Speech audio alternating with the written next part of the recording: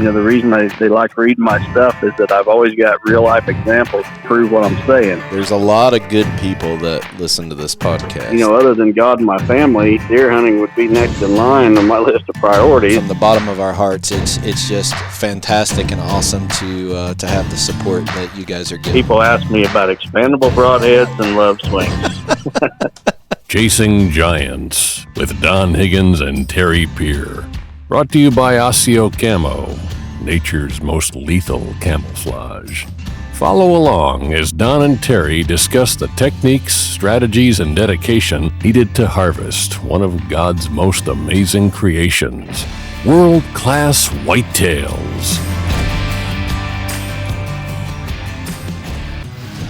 Our exclusive pattern and noise-canceling fabrics were specifically designed for Osseo gear. Paired with water repellent and scent elimination technology, strategically placed air vents and pockets, and safety details like a tree harness slit, we focused on features that would keep whitetail bow hunters safer, undetected, more comfortable, and in the stand longer than ever before. Our passion for the sport, coupled with our years of experience, fueled the development of what makes Osseo gear top of the line. We knew the product was a game changer, but it was time to give our customers a chance to test it out. When we launched Osseo gear in the summer of 2020, we had no idea how it would take off. But with more than 2,000 first-time customers and hundreds of 5-star reviews, we are now convinced that we've created exactly what whitetail hunters have been waiting for. Year 2 is here, and we want to continue sharing our passion with the many whitetail hunters who are searching for something to take their game to the next level. Osseo gear is it, and we are excited for what is to come.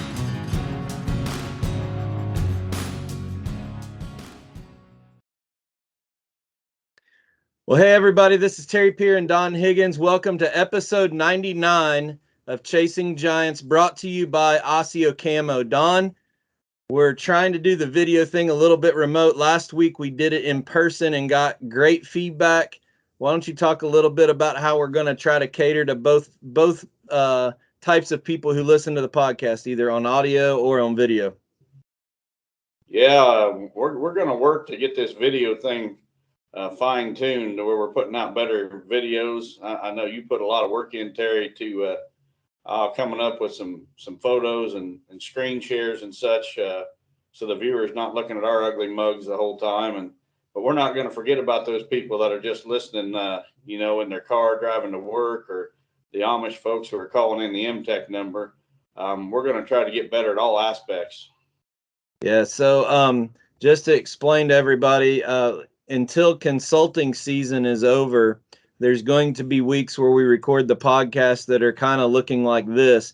If you remember episode 98, we were in your trophy room. We had the audio going through the soundboard with an expensive camera on us. Clarity was probably a whole lot better than what people are listening to on MTech or on the radio. You're in a hotel room in the middle of Missouri with poor cell service and bandwidth in the hotel room. So if the photo or the video is a little bit grainy or the audio might be a hair delayed, we're going to have to live with this a little bit until consulting season is over. And then Steve Shields is actually going to help both of us set up a little bit more of a studio lighting in your house and my house and use 4K cameras and everything. But until consulting season is over and we know that you're not going to be in a hotel room sitting in your underwear, don't stand up, by the way. We're not gonna go to that extreme. We want to get a lot of content out and not have to wait 2 weeks for production to be made.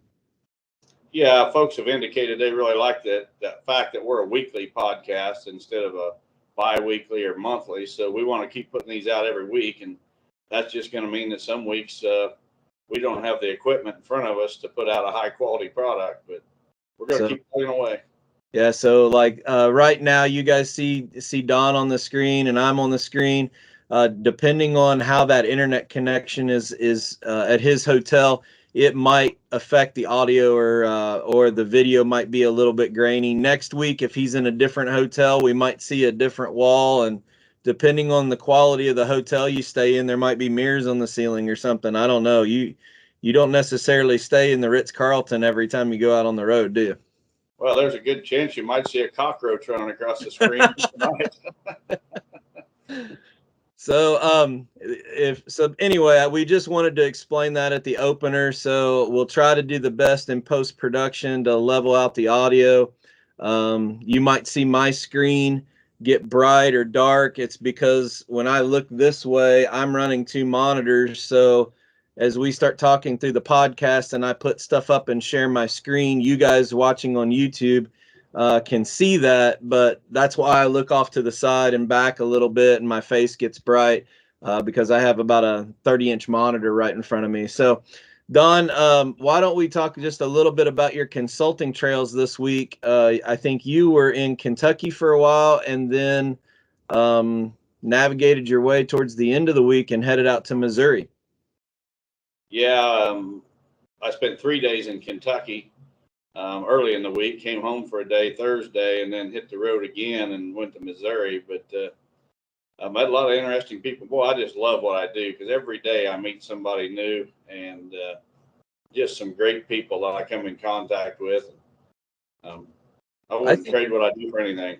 I think the cool thing about your consulting side is you really get to know your client because you guys are running around their farm for several hours looking at the property. They're basically giving you a tour of everything. And at the same time, you're having those real deep conversations to identify what their goals are so that your plan meets the customer's goals. Their goals might be different than what yours are. So you're just trying to help them get where they want to go. I would imagine you get to know these people pretty well. Yeah, I do. And, every situation's different. For example, today, the farm I was on, right in the middle of the property, had a ginormous chicken barn. I don't know how long it was, at least a couple 100 feet probably. And so, that client is trying to make a living off of that property as well as hunt deer. And you got to take those kind of things into consideration when you're laying out a plan. If that was my property, there would never be a chicken barn there. But I'm not making my living by raising chickens. So there's a lot of factors that you got to determine or that come into play on every property, and everyone's different. So, well, I don't think that client will have a problem acquiring fertilizer for this year's food plots if he's got a chicken farm right in the middle of it. And a big one at that. He's got chicken manure by the dump truckloads, I'm sure. Well, I'm going to share a photo right now for all of our, for the viewers that are on YouTube watching. Those who are listening, you can kind of explain it. This is a photo that you posted this week with you, and I believe this is one of your clients walked up on a cemetery with a really old headstone on it.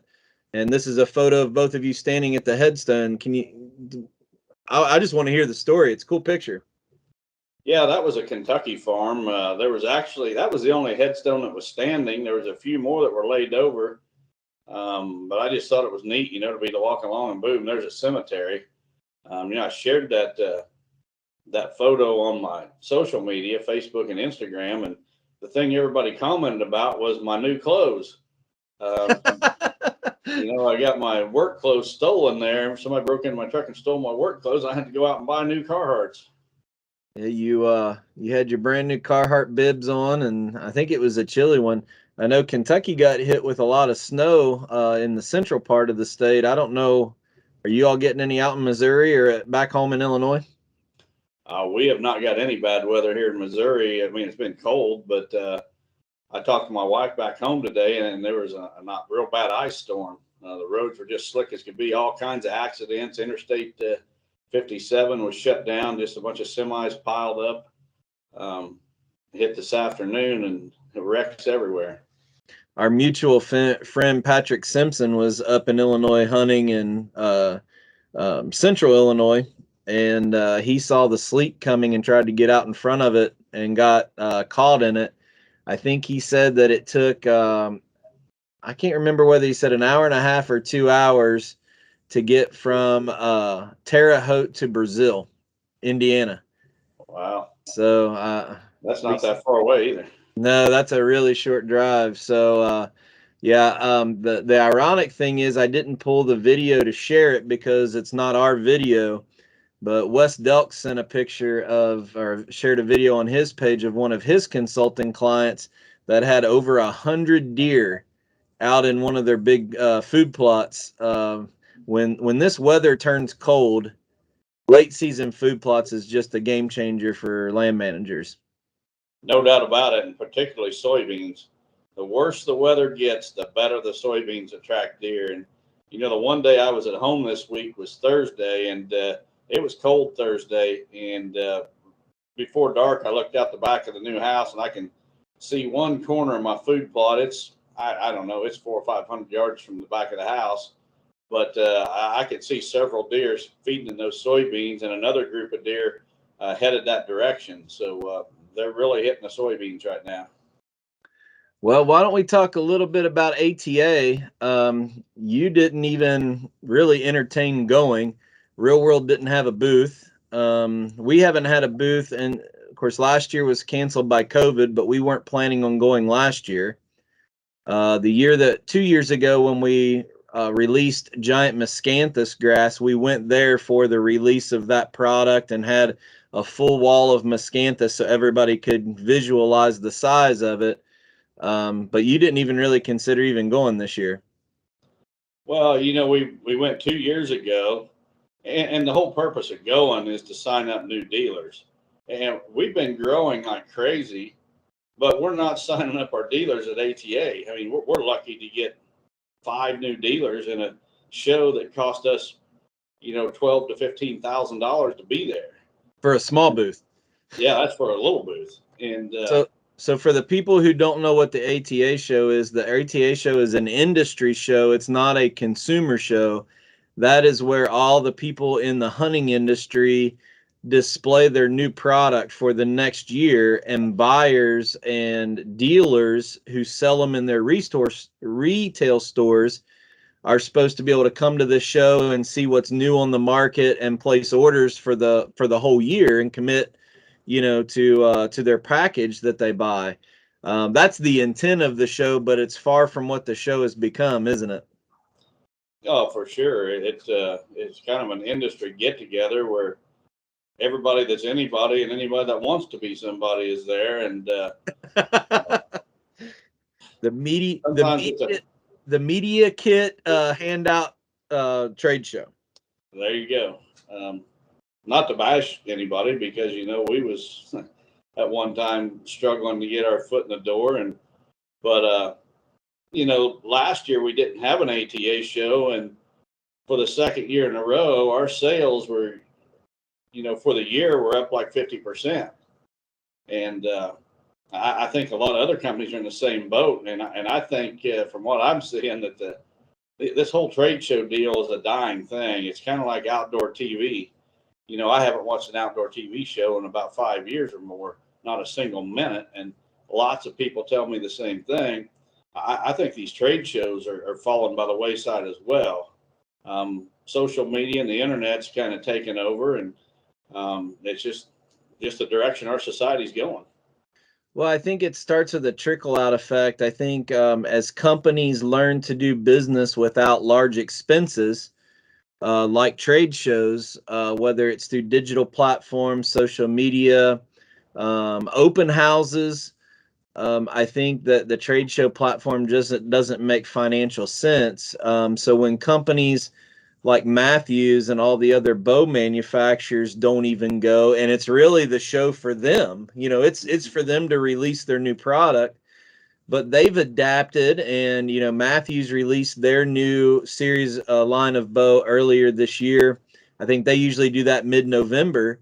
So by the time ATA is around, their dealers already have the new bow in stock, and customers are shooting them and buying them.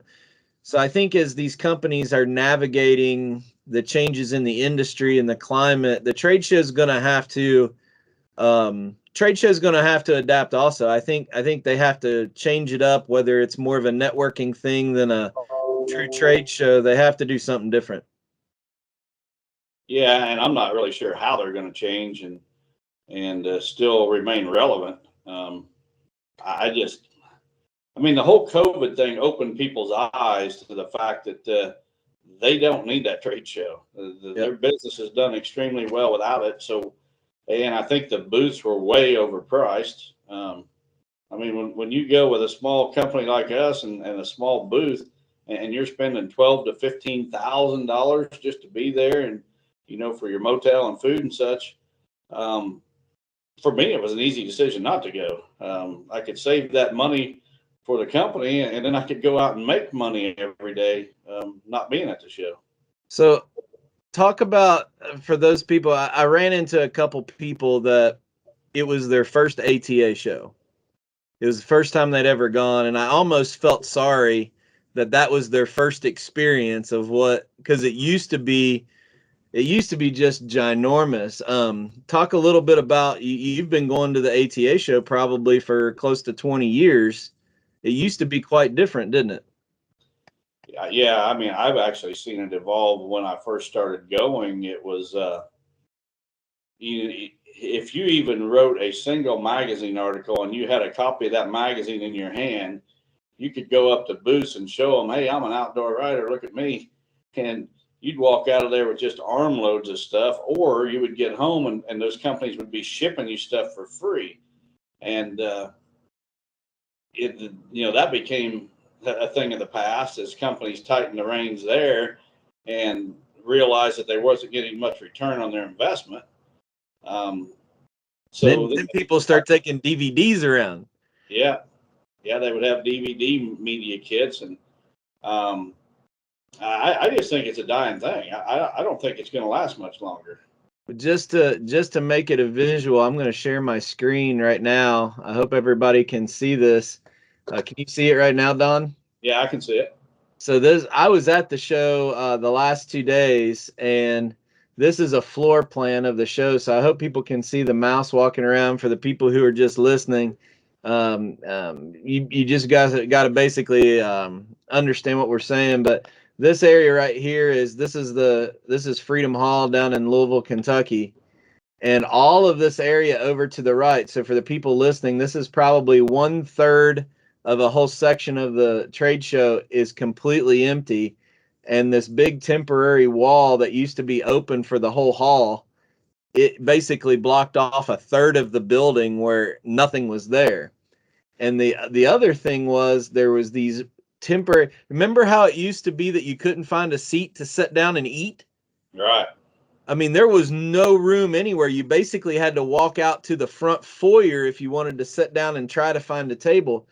They basically fill the lack of floor space and the lack of booths that they've sold with food courts and tables throughout it. And this whole area along the outside perimeter used to be shooting lanes. So when Matthews would come with all of their bows, there was shooting lanes along the back wall close to their booth. You could actually go and shoot every single bow on the market and go from booth to booth. None of the bow manufacturers were there. A lot of these bigger booths that were here, I was surprised. It must have been a last-minute decision for the company. They just didn't come. And it was just open carpet. So I think COVID's changed a lot. I do think that especially the hunting shows like Harrisburg, Shipshewana, Mount Hope, Ohio, those can still be really good shows because a lot of that is from our Amish friends that get to go out and participate in those shows. And we know that our friends from the Amish community like to get together with their family and make it a family experience. So I think there will be some good shows. Iowa is usually still pretty good. There's a lot of people at the Iowa show. But for the most part, I think that it's changing very rapidly. If I was in the trade show industry or business, I think I'd be worried unless I was close to retirement. Well, when I was walking around the trade show today, there was a couple things that I noticed. I think when I sent this to you, did you know this was going to be up on the outside of the North American Whitetail booth? No, I had no idea. My niece happened to be at the show, and she sent me a picture of that. Yeah, so for the people listening, the North American Whitetail had this big illuminated wallboard on the outside, and they had Don's picture with him and Mel on the side of it. And when you walked by, it was probably Oh, I would guess 4 feet wide, 5 or 6 feet tall along the billboard. So maybe a little bit smaller than that, maybe 3x4. But it was pretty cool to walk by. So even though you weren't at the show, you were at the show. Well, I didn't have the same experience you had, though. Yeah. So for the people watching on YouTube, I shared a picture. This, if you can see all this empty space over here with the different color carpets, that was booths where people had actually purchased booth space and didn't show up. There was probably, I bet I saw 5 or 6 booths that had people in it yesterday, and they just packed up their stuff and left because the show attendance was so bad. The booth was just empty. They packed up and left. Yeah, that picture does not represent any ATA show I was ever at. I mean, they're literally in that photo is not 10% of the people that would have been in there, 3 years ago. So I know a lot of people, would like to go to the ATA show, and they think, trust me, it used to be an awesome experience. Whether it's a good thing or bad thing, the celebrity hunters would go and do meet and greets, so all the buyers and people that got to go in it had a chance to meet the Drurys or Lee and Tiffany or whoever your favorite TV hunter was. None of them were there this time. They didn't show up. So I think it's a dying thing. There was one thing that I did see, and that is Quiet Cat had a booth there, so I got to go over and spend a little bit of time with them. They have some new bikes coming out. But Don, check out this rear rack that is on the back of the bike. So I think this would be compatible for any electric bike. But on Quiet Cat's website, they basically have like a little mini cargo rack that's a welded frame that you could throw backpacks, supplies, and everything. We're both going to end up buying one of these for our bike, aren't we? I want one of those. So anyway, out of all the things at ATA, a storage rack for the back of my e-bike was the best thing that I saw. So if anybody's curious about the best thing that I saw that I couldn't live without, it's a rack for the back of my Quiet Cat. Anything else you've seen there? No, not really. It was good to see people. I saw Aaron Morgan. Aaron has probably become one of the hardest working photographers and videographers out there. So he was there. I would put him and Steve Shields as the top 2 in the industry. Both of them just work like crazy. Got to sit and talk with him. Aaron's done work for Real World. If he lived closer to us, he would probably do more, but logistics is a little bit of an issue. But got to meet a lot of people. I've talked about the family that owns Wise Eye, the Monk family. I had never met them in person. And, talked to them a lot, got to know them. I probably talked to Harold I don't know, a couple times a week. And, it's really awesome when for example, the morning that, if everybody remembers, my mom had a very serious heart surgery back earlier this year. And, I got this weird text from Harold that morning asking when she was going into surgery. And I didn't think anything of it. I just know that they're good Christian people. He took his entire family and company into the conference room, and they had a prayer circle for my mom. Awesome. So it was that part of the industry, I think, gets overlooked because as much as we try to, I don't want to say bash, but tell the honest truth sometimes, I don't think that a lot of people do a good job saying that there's a lot of really good people. So, we have marketing partners that we work. I got to talk with our friends, Johnny Pace and Dave Barrett from Pro Talk Outdoors. I saw John Mulligan. John does a lot of photography work for us. Some of the stuff that we see using the land management guides. So, and a lot of our dealers are there. So even though I was sitting there talking to the Monk family for a while in the Wise Eye booth, people were walking by that were our dealers, and so I got to talk with a lot of them. That part of it, it's like you on the consulting trail. There's a lot of good people out there, even though we don't talk about it a whole lot. Yeah, and the good people in the industry seem to gravitate towards each other. And I've also noticed here recently, especially, that some of those questionable characters that I've had negative experiences with, they all seem to kind of gravitate together. And it's funny how that works. So, well, we don't really have a lot of, you're doing land consulting. My hunting season is over. Next weekend, we're going to Noblesville, Indiana to play an indoor softball tournament in a big dome. So I'm done hunting for the year. You're going to be consulting.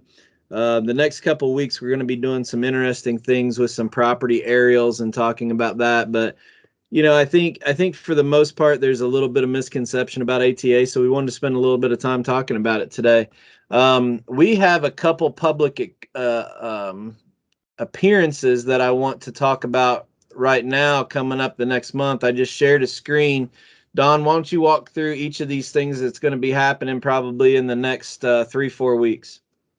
Yeah, on Monday, January 10th, I'm going to be still right here in Missouri giving a seminar for one of the real world dealers, Triple F Feeds, down in Miller, Missouri. They're expecting a huge crowd, free chili, free ice cream, and apple crisp. And the consulting client that I was with today is probably 3 hours from there, and they're taking a van load to that seminar, so expect a big crowd there. I had a guy stop me in the aisle today at ATA, and they're driving all the way out there for that. So really, yep. I'm not sure where he's from though. Yeah. The 29th of January, I'm going to be in Huntington, West Virginia at an inaugural event called the Whitetail Journey Scoring Party. This is a charity event that they're donating. They're raising money for Lester's Feet. And you bring your buck, and they're going to have certified people there that can officially score your deer for you, and have a supper, and then we're going to have a talk afterwards. So that's going to be a nice event. If you're close to Huntington, West Virginia, you can come out to that. Yeah, then February 5th is a Saturday. I'm going to be at our distributor in Wisconsin, Extreme Custom Food Plots. They're a little bit north of Green Bay at Algoma, Wisconsin. But I'm going to be there for 2 seminars on that Saturday. I forget the times. I think one of them's at 10:30 and the other one's at 1 o'clock or so. But hope to see a big crowd there. I think they're going to have a lunch and everything. But Extreme Custom Food Plots usually does a good job on their social media. So go like their Facebook page. They'll have all the times and all the details of that event on there. They do a good job. Yeah, they do. I did that 2 years ago up there and had a full house. So they decided to have 2 seminars this time to accommodate all the people they expect. Yep. So then on February 17th and 19th is the Midwest Sportsman's Classic in Shipshewana, Indiana. You and I will both be there, Terry. We're going to do a live podcast one day or one evening. I don't know which. Thursday night at 6 o'clock. I confirmed yesterday. Okay. And then on Friday night, Tony LaPratt and I are having our debate. So that ought to be interesting and a full weekend. And then on the March 4th and 6th, I'll be at the Dixie Deer Classic in Raleigh, North Carolina. I've spoken at just about every major deer show, but not that one. So be able to put that in my book. Yeah, there's a lot of people down in the Southeast that might not have ever gotten to meet Don Higgins. So I know a lot of people were concerned. A couple comments were made that you weren't going to come down to the event, but you're still going. So yeah. I want to take a second and play the promo video, and we're going to talk a little bit about the debate with Tony LaPratt. I think it's getting a lot of big press for those who know about it. I want to tell everybody, though, this is a live event that the proceeds of it go to charity. I think your charity, you're going to donate to Lester's Feet, and Tony supports like a Wounded Warriors or a veterans organization. So I'm going to play this real quick.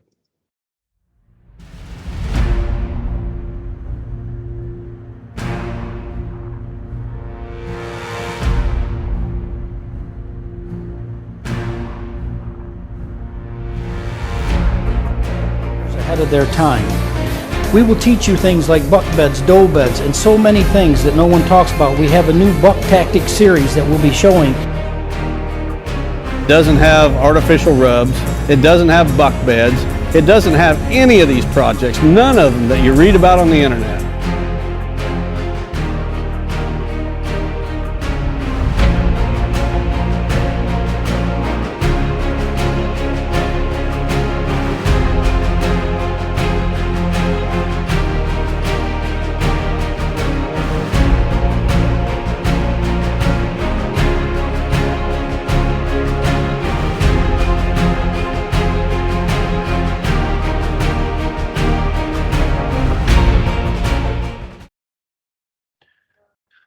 So we didn't create the video. We're not the promoters of the event. You're just one of the seminar speakers there. We're doing the live podcast, but this was an idea. Walk us through how this thing developed and what's going to happen.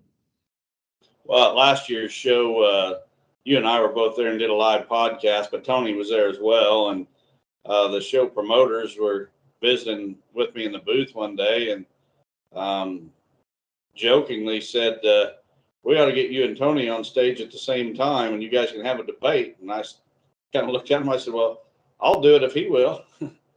And they went over and talked to him and he was for it. And I went over and let him know that I was in favor of it if he was. Have a good friendly debate. Find charities to donate the funds to. So I know a lot of people have asked if this is going to be televised or live streamed. Again, it's not our event. You're just participating in it. My guess is, if I had to guess, at some point the audio will be available in some format. But the people that are putting this on are really wanting to raise as much money for charity as they can. So to do that, you have to go buy a ticket. I think that the tickets are $10. You can buy it at michianaevents.com. We'll be posting more information as it gets closer. But I think at the end of the day, you guys are going to disagree on some stuff and you're going to agree on some stuff. But I think overall, it's a good thing for the industry to have two guys. And I know you respect Tony a lot. He's done a lot of land consulting himself. Even though you don't agree on anything, I think it's gonna be a good event that you guys can walk away and shake hands, and it's not going to turn into a Jerry Springer show, unfortunately. Tony's kind of the pioneer that started this whole consulting and the boot camps, classes and that. And he's really paved the way for guys like me to do it today. So I've got a lot of respect for him. I look forward to it. I don't think there's going to be any bloodshed or anything like that. We won't be throwing chairs at each other. Yeah, I don't know how much politics is going to get into it and whether you use the word liberal cesspool as far as the debate or not, but who knows? I know the guys putting it on, and I just about bet you they tee things up to get me fired up about something. Oh, I know the guys that are putting it on, and I know they're going to. So I think it'll be a lot of fun. I think there'll be a lot of laughs, and most of all, I think it's going to the topics that are going to be discussed are going to let you all talk about your experiences, what you found over the years, and let people make up their mind for what's best for their goals and their properties. I think at the end of the day, that's all you can ask. Yeah, and I've got a story about Tony LaPratt and myself that goes way back at the beginning that I've never shared, and I'm saving for this event. And Tony doesn't even know what I'm going to share, but it's positive in the end. It starts out kind of negative, but it turns really positive. And again, I have a lot of respect for Tony and what he does, and I'm not about to bash him. Well, again, go out and visit michianaevents.com to buy your tickets. There's a trade show that goes on. There's going to be a lot of booths and displays for the hunting side. And then right next to the show hall is this big arena, which is where the debate and some of the seminars are going to be. I was told this weekend that Thursday night we're actually doing the podcast in that same venue. So we don't have to move the sound equipment back and forth. So it's going to be a pretty cool event. Come out to it and buy your tickets. Again, you're helping support a charity by going and laughing at Don get on a rant about who knows what. I have a feeling you know what it's going to be about. I actually don't. I might before it's over. There's a lot of times that I get in Don Higgins protection mode for your own good. So I can't control what you say in front of a live audience. You're on your own on that, and you have to live with the repercussions of that. But I made it very clear that before the audio was released from this debate to the general public, I had to approve the audio. So well, you do look out for me. You do a really good job looking out for me. Every once in a while, I get on a rant that you have to cut out of here. So I can tell you eventually the audio will probably come out, but it won't be close to the event. So the people who can't get there, I think eventually you'll be able to do it. I want to bring up a different topic, and that is the relationship with some of our sponsors. And there's one in particular. We've had a couple conversations with the folks at Matthews this week. You know, it's really important for us to partner with people that are like-minded. And we've talked openly about how Matthews' passion for ministry and helping others, even though they don't brag about it, it's a very vital part of their organization, starting at the top with Matt McPherson. One of the things that we try to do, though, whether we're talking with Osseo or maybe Buy a Farm or 360 Hunting Blinds, is we try to understand what they want to get across as a company to their customers. So as we're trying to figure out what message do we want to do, how can we creatively talk about it, I was talking with the folks at Matthews this week and said, what do you all want to talk about? What's your plug for this year? Is it that your bow's the smoothest or the quietest? What technology do you have? Maybe it's the new integral sight mount that comes through the riser. And I was really taken back that basically Matthews has said, we want to support the podcast, but we would rather you spend the time for our segment to go into talking about one of the families that Lester's Feet is helping. So basically, Matthews came to us and said, we want to be part of it. We want to be a segment on your podcast, but don't talk about our bows. Make our segment basically giving an update about these families and these kids and basically sharing it as a prayer request for everything. So I thought nothing else that this week, how awesome is it that a company that spends money to sponsor this podcast and supports you and I with hunting equipment says back off about the bow itself and let's try to focus on what's more important, and that's these families. Yeah, and the scripture that's on the screen here, Terry, to whom much is given, much will be required, which is found in Luke 12. That scripture was first quoted to me by Matt McPherson probably 10 to 15 years ago. I did an interview of him for a magazine article, basically about all the great works that Matthews has done around the world, not just here in this country, but around the world, supporting missionaries and just all sorts of things. And he quoted that scripture, and he has built that company on that scripture. And boy, it stuck with me. I still remember that conversation with him. I remember right where I was sitting when I was talking to him.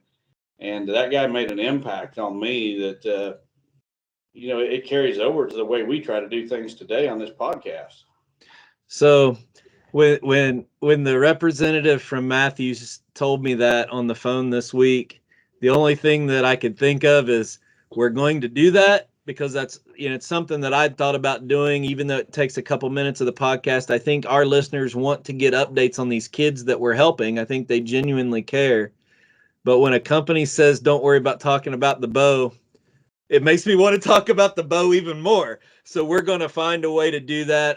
We are actually talking about a couple creative things, even at Matthews' facility this year, to give everybody kind of sneak peeks and behind the scenes stuff. But right now we're going to go with the segment of the podcast that we're going to start this week, sponsored by Matthews or partnered with Matthews, where we're going to feature a Lester's Feet family. And I can't think of a better way to start this segment than going back to what basically got this whole thing rolling, and that's getting an update about the little Ward sisters that had leukemia. They were the first family that we helped. So here's an update from the Ward family. Hey Lester's Feet, my name is Karen Ward. I am the mother of Tinley and Adley Ward, who are two of the children that this foundation has helped support. We were actually fortunate enough to be with Terry to help get Lester's feet off the ground. I don't know how much help we were, but the girls were part of the start of Lester's feet, and we're forever grateful and thankful for that. I wanted to come on and give a little update on how things are going. The girls are both doing well. Both of our girls have had leukemia. Tinley's had it twice. Adley's had it. She's in treatment right now. Tinley had a bone marrow transplant in September of 2020. Both girls are doing well. They're in preschool. We go every month up to Cincinnati. We live in Kentucky. We go up to Cincinnati for treatment or for labs. It depends on what's on the docket for that month. But we're doing well, and we're happy to say that right now both girls are cancer-free, and we're going to keep it that way. So thank you for all your love and support. Through your support for Lester's Feet, you support families like ours, and we are thankful and grateful. And we're looking forward to seeing the exciting things that happen with Lester's Feet in 2022. So thanks for listening, and thanks for being a part of this great opportunity to support families with sick children. We will talk to you later. Hey, Lester's Feet. Thank you for everything. I love you. All right, Don. We have a bunch of really good people that we work with in this industry that support us, and it's just humbling that everybody believes in what we're doing with Lester's Feet, and this podcast has been a platform for something a whole lot bigger than just deer hunting. Yeah, it is. And, I said for a long time, if you want to be blessed, be a blessing. And it's going to come back to you somehow. And, I just get chills sitting here, listening to that and listening to you describe it before Mrs. Ward even comes on. It's just real satisfying to know that we had a small part in helping a lot of families like this. Yep. So we have big news. If you didn't hear, Lester's Feet received their full nonprofit status approval. I'm very thankful for an attorney in Lexington, Kentucky that helped me navigate what would normally be about a 10 to 12 month process. We got it done in 4 weeks over the holidays, and we are going to be making some big announcements about how we're going to move 2022 and raise a lot of money for these families. So I can't wait to have some special guests and friends on the podcast here in a couple weeks and say what's going on. But I want to on a very serious note, I know I'm going to share my screen real quick, and this is going to hit pretty close to home for Don. And if he doesn't want to talk about it, I'll be happy to, but I want to share a picture of, this is Don's grandson. So for those listening, I have a picture of Corey and his Don's daughter with their 2 boys. And we got some pretty devastating news about your little grandson this week, or a couple weeks ago, didn't we? Yeah, we did. He'd been complaining about some pain in his hip, and his mom, my daughter Andrea, just she wouldn't let it go. She was going to get to the bottom of it, and they made at least a couple trips to the emergency room, I think, and finally they went for an MRI, and they found out he's got a disease. I can't even say the disease. Perthes. I looked it up on how you pronounce it. It's called Perthes. And basically what it is the blood supply to the hip joint, or what's that? Is it the femur, the bone in your right leg where it connects to the hip? The blood supply is shut off, and that bone is dying. And I guess it's not real common, but it's fairly common in kids. And they say if kids that get it are 6 or under, they almost never need surgery. Kids that are 8 and older almost always need surgery. And he's 7, so he's like right there in the middle. And if you've ever seen someone that has one shoe that's got a real big sole, like one leg is shorter, a lot of times that's from this disease. So they're on top of it. They haven't decided which. They've got about 3 different hospitals. One Cincinnati Children's Hospital. There's one in Chicago, and then there's one in Dallas. They're gonna waste, not cut any expense to get him to the best hospital they possibly can and specialists.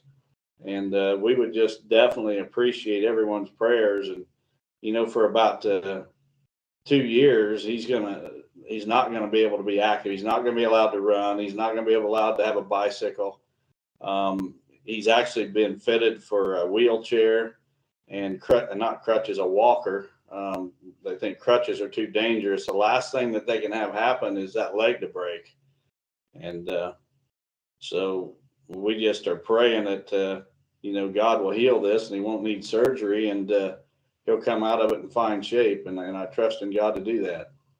So, it's very close to home for Don. I actually called Corey today, your son-in-law, and said, I know some situations are really personal, but I would really like to talk about it on the podcast tonight and ask our listeners to keep your grandson in our prayers. And they gave us permission to do it. But, pray specifically for this little boy. I think it's going to be hard for him. It's going to be hard for his older brother, because they're active little kids. I mean, they're running around all the time, and to have one of them shut down for basically a couple years and not being able to do boy things is going to be tough.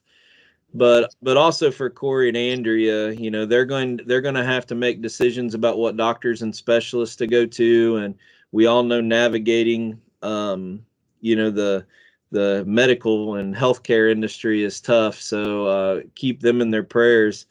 I think God's always got a little bit bigger handle on things than we think.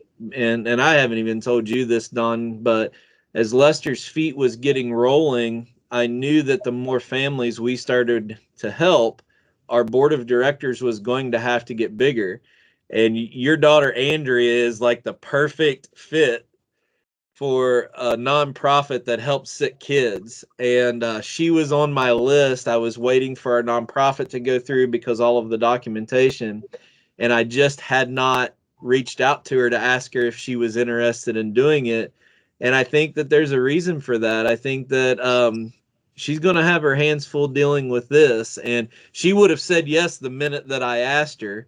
And she's a big supporter of the foundation and helping us find families. But I think God's always just got a little bit better handle on things than we think. But please pray for Don's grandson and the rest of the Hamilton family. We truly appreciate that. With that, why don't we move on to the biofarm.com property of the week?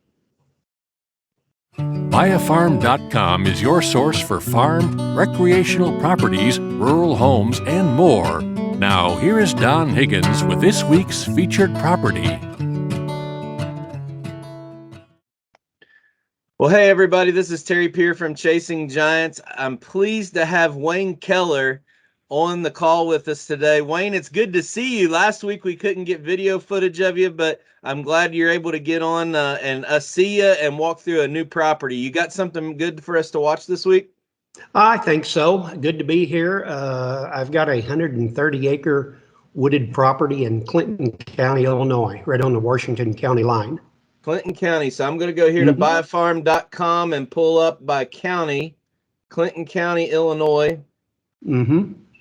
Here it is, 130 acres. Well, you got a good buck there at the beginning of it. Yeah, I got quite a few good ones if you look through the pictures there. Now, they are last year's pictures, though. This looks like a pretty wooded property. Is this the red property line right here?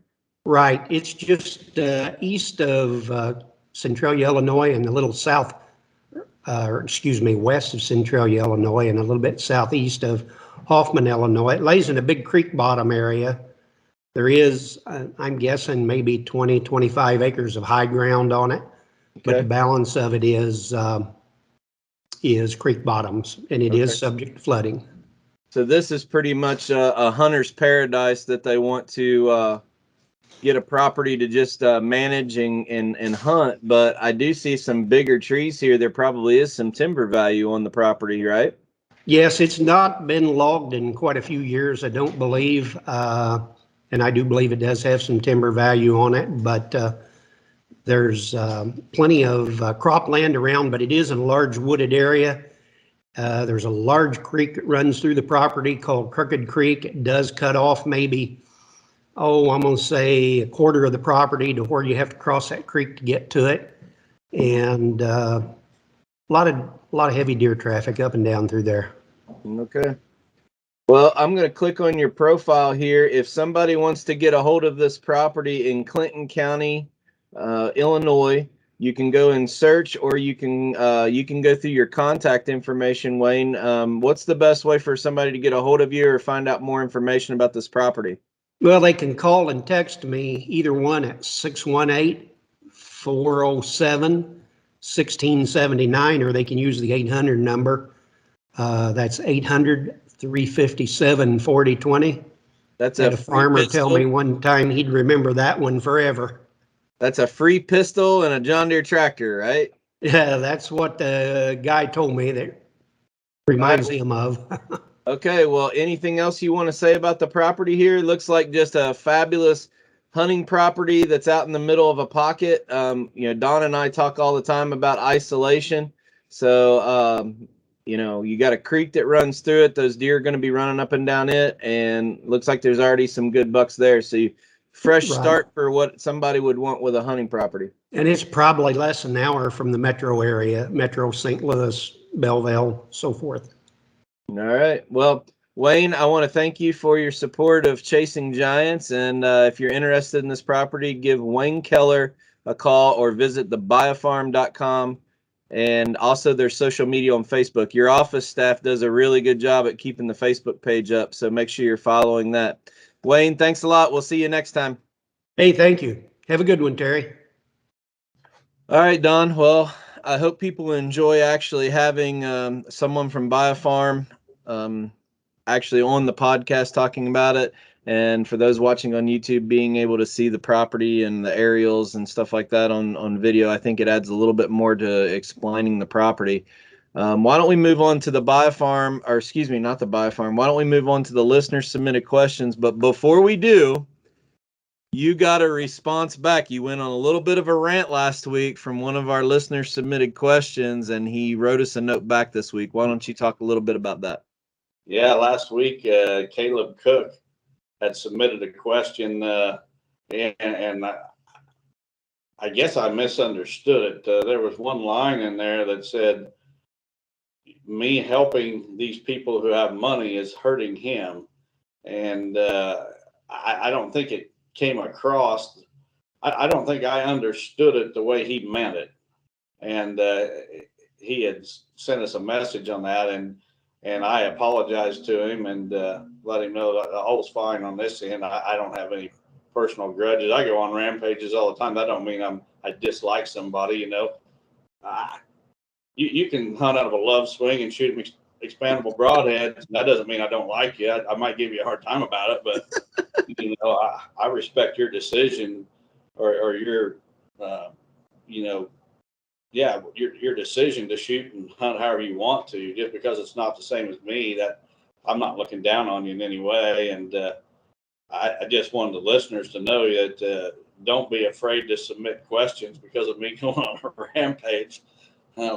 If it turns out that I misunderstood your question, I'll be big enough to apologize. Well, I think it's hard sometimes to take some of these questions in context. People, might not write it to where it's clear. We might misinterpret it. But I think at the end of the day, what Caleb was trying to get at is, have you ever thought about making a experience level required, or having different levels of classes for beginners versus expert versus just, because I think he was almost under the same, he was trying to get to the same thing we are. People want to go from 0 to 100 very quickly and not paying their dues. And I really think after reading his follow-up, email to clarify things, I think that's what he meant. And I think Caleb's a great guy. But again, we didn't mean to, if that's what he meant, apologies on us, but I don't know what else to say about it, but we're not afraid to say we're sorry when we need to. Nope, absolutely not. We make mistakes like anybody else. We're not perfect at all. So don't be afraid to submit your questions. And if we misunderstand them and say something that you think's out of line, fire back. We may even let you on the podcast. All right. Well, we're going to share my screen right now so you can read the first listener submitted question for the week. This is, ironically, this guy doesn't want his name used. I wonder if that's going to be a pattern from now on. Well, we got 2 of those this week, Terry. So, and they were questions that I wanted to answer. So I went ahead and used them. And we just continue to get a bunch of great questions. I wish we had time to read about 10 every episode because we've got them.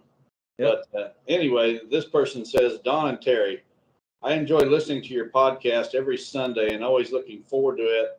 And I really enjoy the video podcast you guys started. There's a lot of great information you both give that you don't have to do. I appreciate it. My question is for Don. I would like to know if you do consulting on properties that are local to you, or if the client has to be within a certain mile radius. And if the client does have to be within a certain mile radius, why would you not want to help and consult for a local hunter in your area? I'm going to stop and answer that question before I move on to the second question. I do not have a protected radius. And the second part of this question gets into why this question was asked. But I've got several local properties that I'm going to be consulting on this winter. I already have on a couple.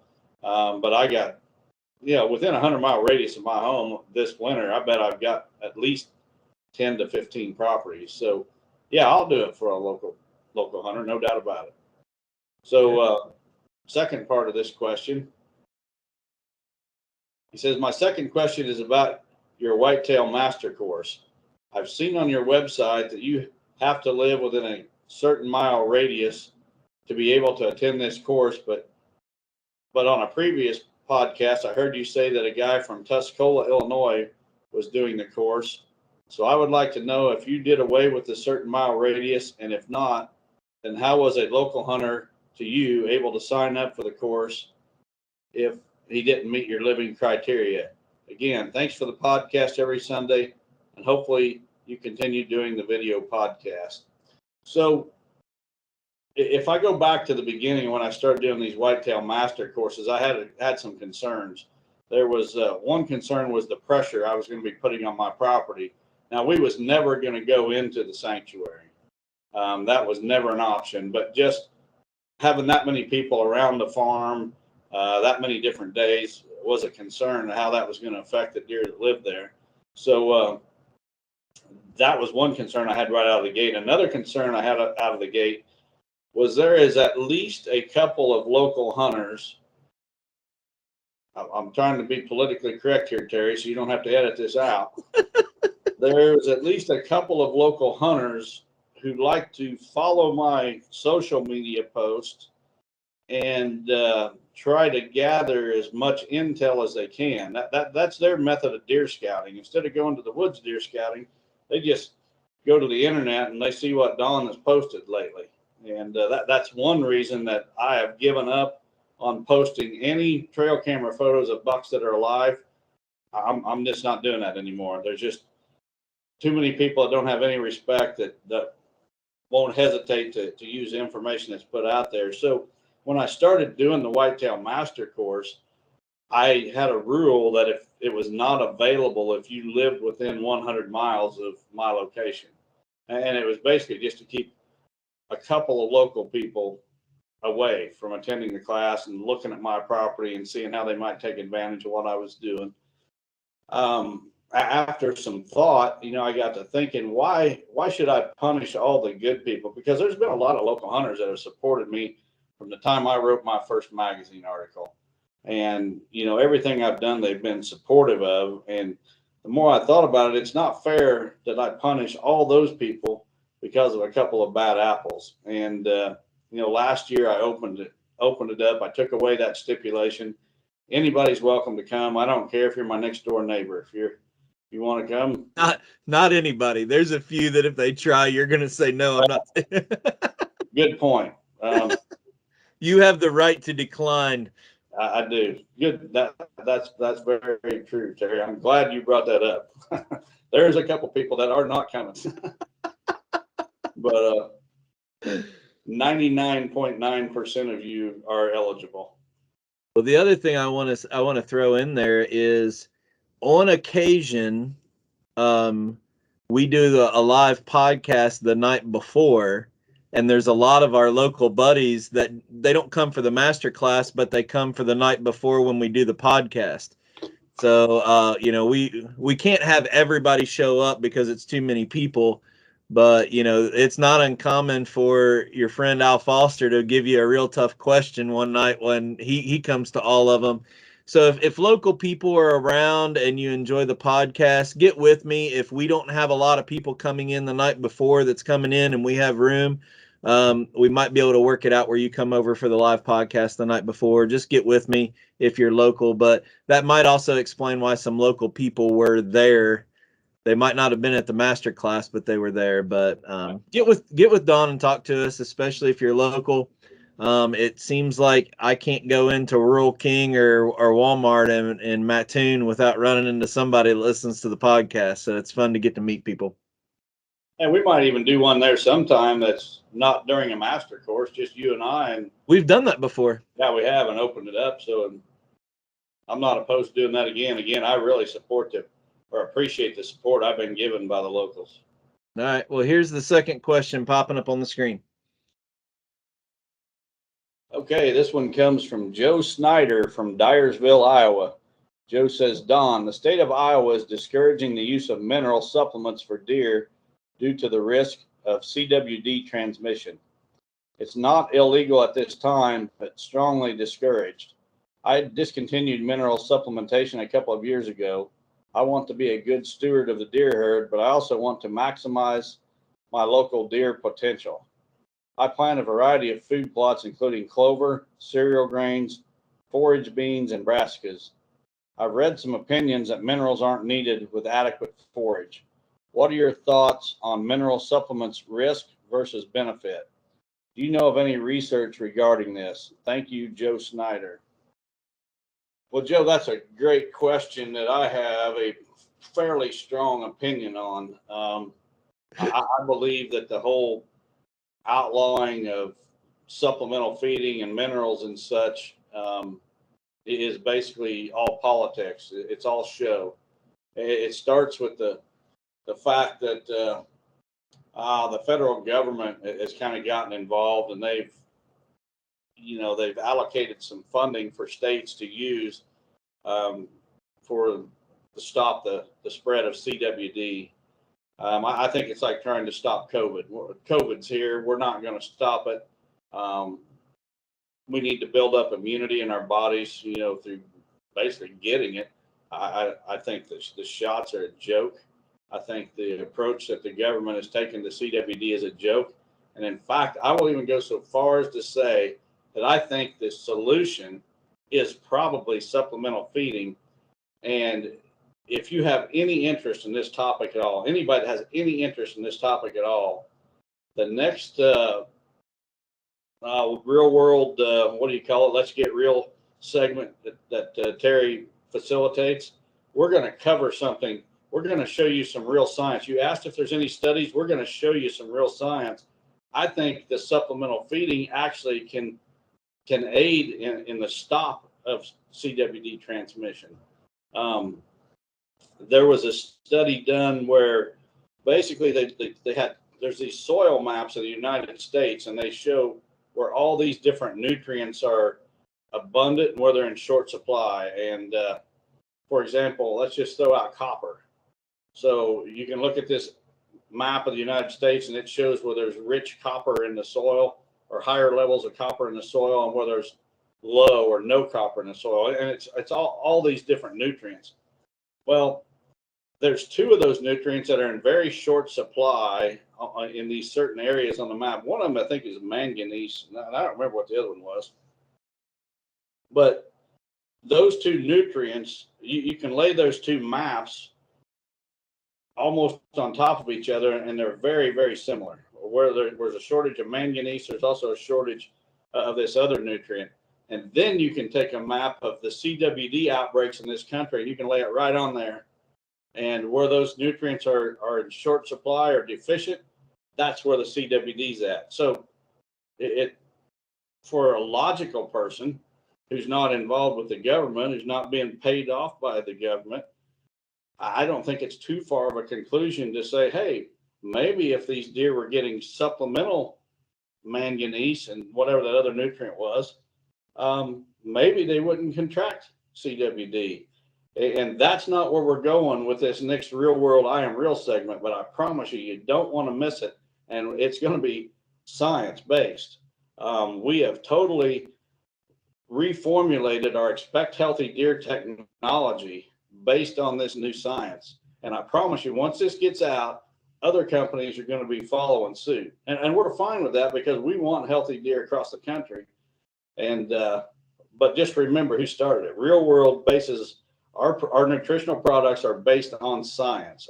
Other companies can claim it, but we're doing it. So Don's referring to it's time to get real sessions. That's going to be episode 3 that we'll be recording in the next couple weeks. Episode 2 just came out and is actually, like we said, at the end of this podcast, we're going to air the audio for our Amish friends listening on MTech. I don't want you to forget about the first part of his question, Don, and that's asking if he plants different plant varieties, does that give him basically the same as mineral? I don't want you to skip over that because even though we're going to talk about this in session 3 on the Real World side for our podcast listeners, answer that. I think it's a very simple answer. Well, I think that, when I'm on my consulting jobs and I'm making recommendations to my clients, I'm recommending diversity when it comes to foods. And the reason for that is one plant may be high in, say, copper, and but other plants are deficient.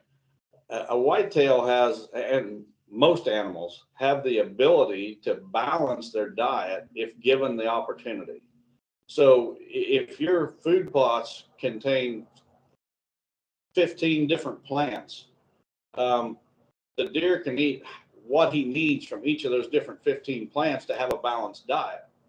However, there's always, I shouldn't say always, but there's often a micronutrient or two that's lacking. And, like with a lot of things, the success is going to be limited by the weakest link. And whatever nutrient is in shortest supply is going to limit that animal's ability to reach his genetic potential. So, yeah, I believe food plot diversity is very important. I also think that with mineral supplementation, the worse the soil in an area, the more effect that mineral supplementation will have. So in other words, if you get in an area of the Midwest where there's rich black soils, like parts of Iowa and Illinois and Indiana, mineral supplementation is not going to have near the effect on the animals as it will in, say, Southwest Missouri, where they're basically living on rocks and cedar trees. The mountains of West Virginia. There you go. Pennsylvania, just a whole lot of different areas. So the better the soil, the less the mineral is going to have an effect. The worse the soil, I think the more important mineral supplementation is. All right. Great question. And make sure you tune in to session 3 if it's time to get real here in the next couple weeks. We're going to go to the third question that's going to pop up on the screen. This is a long one. Yeah, and this person didn't want their name used either. But I know who he is. Don and Terry, thanks for the great information you share each week, as well as for your expressions of faith. My question concerns corn versus soybeans. Don may remember that he did a consulting visit to my farm a couple of years ago. His primary advice to me was to consolidate several smaller food plots into 3 large plots to be planted with real-world soybeans, which has proven to be excellent advice. I am holding even more deer late season now, including numerous mature bucks, and it is also both easier to hunt and to manage from a farming perspective. However, although the real-world soybeans are more attractive to the deer population, I am still experiencing the puzzling issue I shared with Don during his consulting visit, where the deer will typically leave the standing soybeans and travel half a mile or more across open pastures or picked soybean fields to picked cornfields to feed. The good news is that the real world beans are definitely holding the deer longer, so that this typically does not occur until around dark now. This movement includes both bucks and does, young and old, with mature bucks the last to leave as expected. That said, my questions are, 1, why do you think this movement is occurring, even though I have understood from you that soybeans are the preferred food for deer late season? Is it the natural desire of deer for variety in their diet? Is corn more desirable to deer in cold weather, or is there another explanation? 2, with Real World now offering NutriCrave corn, would you recommend that your clients start following the traditional crop rotation of planting the NutriCrave corn and Real World soybeans in alternating years? If so, I presume it would be best to ideally have both corn and soybeans on my farm to hopefully allow the diversity to keep more deer close to home. Any other thoughts, recommendations? Thanks again for all you do for the hunting community and through the Lester's Feet Foundation. Well, in regards to those deer leaving the farm and, wandering in this, I know exactly, I still can see it. Here's something real interesting. I have a client that is an orthodontist, and he told me one time, he says, I can remember every one of my patients' teeth, but I can't remember their names. He says, once I see their teeth, I remember it forever, but I can't remember their names. And with me and my consulting clients, interestingly enough, I can remember every property I've walked. And I know exactly where this client is talking about and where those deer are going. They're actually going across a road and into this big open, ag area and feeding at night. And I think that's just a tendency of those deer. Those deer like to wander for the most part. It's very rare that you get a deer that just stays in a real small area and never leaves. And some of it is probably the diversity. If you don't have any corn, they're going to come out and they're going to start on the soybeans. Then they're going to move to those cornfields after dark. It's no different than us going to the buffet and we're not going to fill up on just the steak. We're going to have some potatoes and some dessert and maybe salad with it. You get your salad first with no dressing, right? Most of the time I skip the salad. I go right for the meat and potatoes, but a little bit different than most people, just like every deer is a little bit different. So the reason those deer are leaving is that's just their natural tendency, and they want diversity in their food, like I talked about in the last question. Diversity. The second part of the question had to do with the NutriCrave corn, and now that we have that corn, do I recommend a rotation? Well, on this property, as I remember, there is plenty of opportunity for bigger food plots, and what I would do is I would have both. I would, in any given year, there would be both NutriCrave corn and Real World soybeans. Just flop them. Yeah, exactly. Rotate them back and forth each year, so you always have both, and it goes right back to that diversity. So, I hope that answers the question. I got a question to pick. As you mentioned earlier, deer has the ability to eat what they need when they need it. Talk a little bit about the difference between what beans give a deer versus corn, because you're basically talking protein versus starch or carbs. Right, and years ago, I was a believer that when it was cold, the deer preferred corn. But our buddy Todd Ewing convinced me that was not the case when he invited me down to hunt on his farm. And he put me in a stand. This has been 25 years ago. He put me in a stand overlooking both corn and soybeans. He says, you tell me at the end of the hunt which one the deer prefer. Well, at the end of that, I'd probably seen 30 deer that evening, and every single one of them was in the soybeans, and some of them walked through that standing corn to get to the soybeans. So the worse the weather, the more the deer like the soybeans, from what I've seen.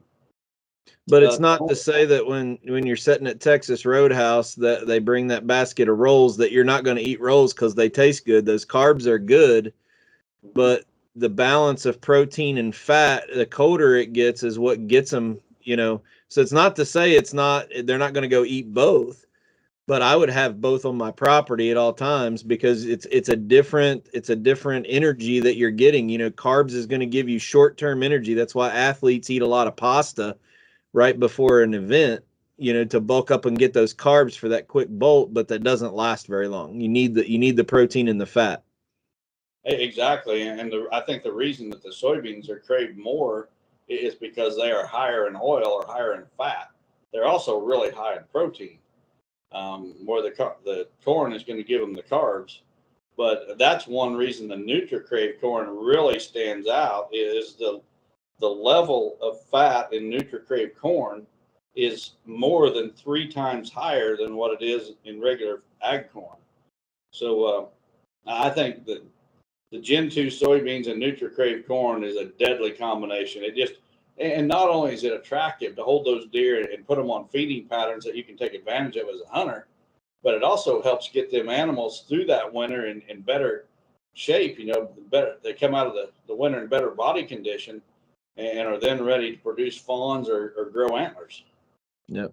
So if you want to learn more about the NutriCrave corn, go to session 2 of It's Time to Get Real on the Real World Facebook page or on the Chasing Giants. It's actually on Don's YouTube channel also. I'm going to pull up our 4th question of the night. We're running long, but doesn't seem like people care if we run long anymore. So go ahead and let's go through question 4. Yeah, I think people like it when we go long, but the last one is from Jacob Justice from Niceville, Florida. He says, Don and Terry, love the podcast and your willingness to answer questions.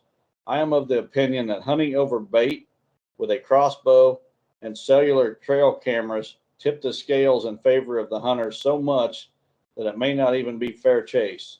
This combination is so efficient and so popular, it is having a negative impact on the mature buck age structure across the states where all the above is legal.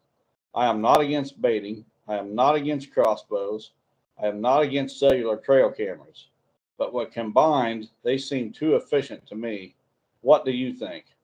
P.S. I have noticed that my friends who shoot giant bucks with crossbows never include their weapon of choice in their grip and grin photos, as if they want people to think they killed the buck with a compound. Boy, you open a can of worms. This one may take a little bit, Jacob. We need Todd Hewing on this episode to talk about this question. We do. We get fired up and you know, I agree 100%. The technology that's hit the hunting industry since I started hunting has just been unbelievable. What we have available to us today to outwit these animals is so far advanced from when I started that it's a wonder we even killed deer back in the day. And I think, in my opinion, I think I'm blessed to have grown up when I did, because I learned to hunt before these things were available. Then as they became available and I added them to my arsenal, I haven't added a crossbow, but as these trail cameras and food plots and things like that started becoming more common and I added them to my arsenal, my success just skyrocketed. And I'm not going to get on some hypocritical rant here because I use trail cameras. I use food plots, and I agree there needs to be a limit. I know some Western states have just outlawed trail cameras, and I don't have the answer. I'm a guy that usually has an opinion on everything regarding ethics, and I do agree with you that's an issue, but I just don't have the answer on how to solve it. I think Jacob did an excellent job writing this question because I can't agree more with the statement where he says, I'm not against crossbows, I'm not against supplemental feeding, but using them together, it kind of tips the scale of what he's comfortable with. And I think that's the important thing. I agree with him 100%. You know, I'm pro crossbow, but I don't think it should be for the entire season. It should be for disabled and a shorter season, almost like a gun season. I'm in favor of supplemental feeding, but I don't necessarily like to hunt over it because of the negative effect that it has on the age structure, because people are killing too many 2- and 3-year-old deer. But it's a catch-22. We were joking about it at the ATA today with our buddy John Mulligan about if you don't come to ATA sometimes, it's almost like you're hunting over feed, because if you don't, your neighbor's going to do it and you're afraid he's going to get a leg up on you, so you got to do it just to compete. It's a tough question that I think everybody has to make the decision for themselves, because we can't trust the DNRs to do anything other than figure out what's going to make them the most money. That's exactly right. It's all about money. So I really appreciate Jacob's question. I agree with him 100%. But for us, we're not using cell cameras to use the most recent information. We're creating yearly data. So in a lot of cases, I think even though we're using cell cameras, it's to keep intrusion down for the bucks that are 5 years old and older. But I think a lot of people are using them other ways. Well, I don't think that outlawing trail cameras is ever going to hit the Midwest. There's too much money. Time telling a landowner that he can't have a security camera on his property. I mean, how you gonna say that? Where does it end? If a security camera is mounted on a building, that's okay. But if you mount it on a tree, it's not. I just think that's a slippery slope, and I don't have the answer. And I see most states, my liberal state of Illinois, they're definitely not going to do anything. If anything, they'll probably sell you a little tag that you got to put on every camera and pay them $10 or something. Yeah, you got to tax it. They'll tax trail cameras. Yeah. All right. Well, I think that's the last question for tonight. I really want to thank everybody for listening, the support. Please, if you're watching on YouTube, hit the like button, leave a comment, subscribe. Even if you're listening on Apple Podcast, iHeartRadio, leave a comment or some feedback, or rate us on there. It helps other people find it. But we really do appreciate, as we navigate the growing pains of moving into video and trying to still stay with a good product for those listening on just audio only. Be patient with us. We'll try to do our best. And if you got suggestions on something you would like to see or see us do different, we want to make this the best hunting podcast out there. I think we're on the right track, but we need your feedback to tell us we're on the right path. We need to change something. All right.